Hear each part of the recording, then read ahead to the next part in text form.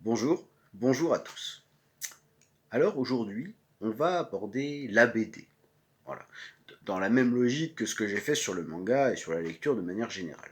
Et là, je vais prendre deux séries que j'apprécie beaucoup. Une dont j'adore le dessinateur, voilà, et une autre qui me fait beaucoup rire. Voilà.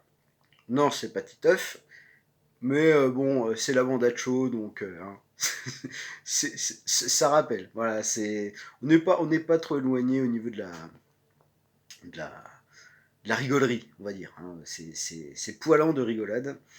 Et ben allons-y. Alors, du coup, comme j'ai sélectionné deux séries, on va commencer par la première. Ça va être celle-ci, Nelson. Nelson, c'est l'histoire d'un petit diable, orange, qui arrive dans le quotidien de Julie pour la punir parce que, si je me souviens bien, elle a fait des impressions pour elle à son boulot. Et donc elle est punie par un diablotin qui va rendre sa vie assez pimentée, mais surtout casse-couille, hein, parce que Nelson, c'est le mec qui fait que des conneries, et ben rien que ça, c'est le début d'une longue histoire qui s'étale sur... on approche des 30 tomes. Mais chaque tome peut se lire indépendamment, et vous pouvez lire un tome de Nelson, et passer à 10 tomes après, vous ne serez pas largué. Mais par contre, les gars qui sont vraiment chouettes, c'est souvent la série, en fait, ça va être en fait une série de strips. Les strips, par exemple, c'est comme ça. Vous voyez, là, vous avez un gag en strip, un deuxième, un troisième. Voilà. Et en quelques cases, l'auteur arrive toujours à proposer des situations originales, à se réinventer et à avoir une chute qui marche très bien. Plus le personnage de Nelson a ce côté un peu attachant. Et en plus, dans cette série, on a le fameux Labrador de Julie, Floyd, qui est un petit peu le partenaire crétin, mais qu'on adore de Nelson. Voilà. Et franchement, les gags marchent vraiment très bien, ce qui explique que la série soit encore publiée. Mais franchement, voilà, typiquement, c'est le genre de série, peu importe par quel volume vous commencez, vous n'êtes pas largué, et ça, c'est très bien.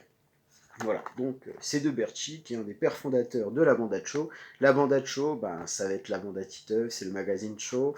Dedans a été publié Lou, par exemple, Les Blue Cops, Frankie Snow, Mali Cascous, voilà. Tout un ensemble de séries qui étaient publiées chez Glénat et qui, pour ceux qui s'en souviennent, étaient de très bonnes séries, mais parmi certaines séries de ce magazine, il y en a qui sont toujours publiées, notamment bah, les Titeufs, les loups, et c'est souvent, en tout cas pour les lecteurs qui sont nés à la fin des années 90, voilà, parmi les premières séries qu'ils ont découvert et qui font qu'aujourd'hui, soit ils ont arrêté de lire des BD, mais s'ils continuent, c'est en partie pour ça qu'ils aiment la BD encore aujourd'hui. Et évidemment, j'ai cité Titeuf, mais je ne présente pas de tome de Titeuf là aujourd'hui. Mais voilà, j'aime beaucoup l'humour de Titeuf, encore aujourd'hui ça me fait marrer. Et Nelson, voilà, je me poile toujours autant. Et en plus, bah, c'est bien, on peut lire n'importe quel tome, on n'est pas largué. En revanche, je vais parler d'une autre série dont j'adore le travail du dessinateur, c'est Requiem, où là, au niveau du trait, c'est différent. Voilà. Autant Nelson, c'est plus humoristique, donc c'est plutôt épuré.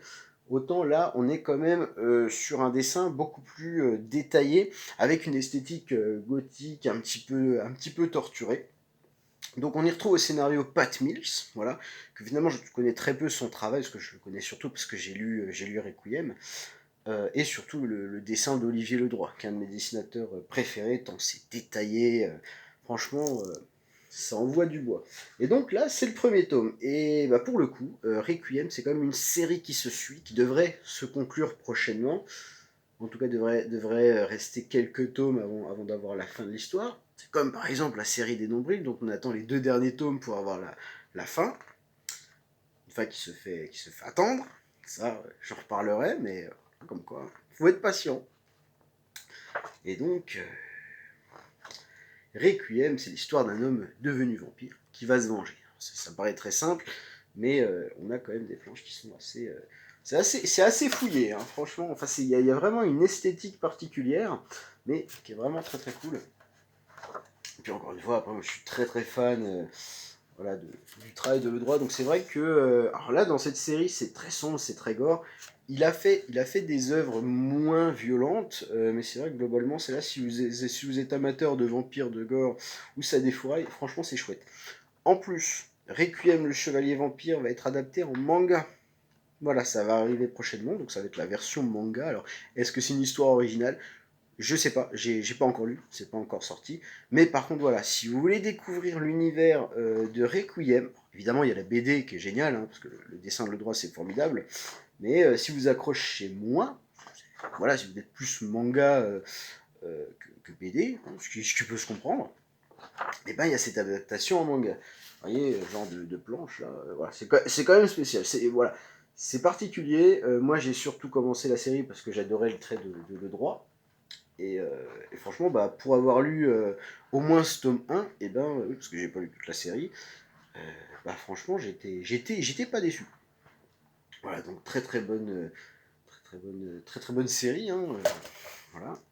Par exemple, allez, j'en montre pas plus, faut quand même vous laisser la surprise, mais franchement voilà, et puis ça c'est le genre de série qu'il vaut mieux lire depuis le début et de suivre quand même dans l'ordre, parce que ça risque d'être un petit peu compliqué. Typiquement, on a eu les deux cas en BD, des albums qui se lisent indépendamment sans problème, et une série qui propose un début et une fin prochainement peut-être, mais voilà, ça se suit,